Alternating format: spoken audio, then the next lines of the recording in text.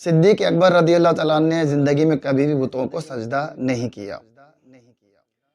چند برس کی عمر میں آپ رضی اللہ تعالیٰ عنہ کے والد صاحب آپ کو بت خانے میں لے گئے اور ان کے سامنے لے جا کر کہا کہ دیکھو یہ ہے تمہارے بلند و بالا خدا، انہیں سجدہ کرو۔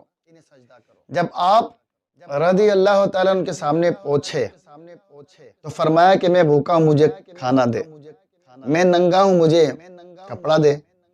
پھر فرمایا کہ میں پتھر مارتا ہوں، اگر تو خدا ہے تو اپنے آپ کو بچا۔ وہ بت بھلا کیا جواب دیتا؟ آپ نے ایک پتھر اسے مارا جس کے لگتے ہی وہ گر پڑا اور قوت خدا داد کی تاب نہ لا سکا۔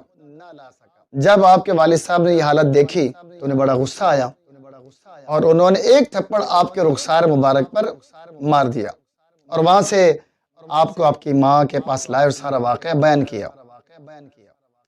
تو آپ کی والدہ نے کہا کہ اسے اس کے حال پر چھوڑ دو، کیونکہ جب یہ بچہ پیدا ہوا تھا تو میں نے غیب سے یہ آواز سنی تھی۔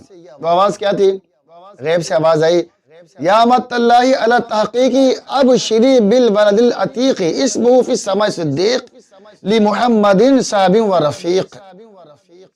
مطلب کیا کہ اے اللہ کی سچی بندی، تجھے خوشخبری ہو کہ یہ بچہ عتیق ہے، یعنی آگ سے آزاد شدہ، آسمانوں میں اس کا نام صدیق ہے اور محمد صلی اللہ تعالی علیہ وآلہ وسلم کا صاحب اور رفیق ہے۔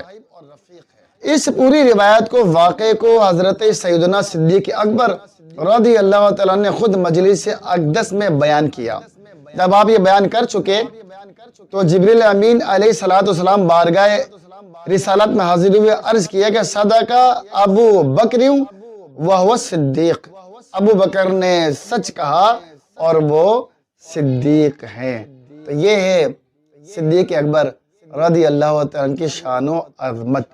مولانا حسن فرماتے ہیں، بیاں ہو کس زبان سے مرتبہ صدیق اکبر کا، ہے یار غار محبوب خدا صدیق اکبر کا۔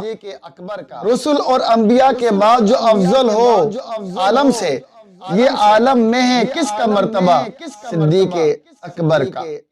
لٹایا رائے حق میں گھر کئی بار اس محبت سے کہ لٹ کر حسن گھر بن گیا صدیق اکبر کا۔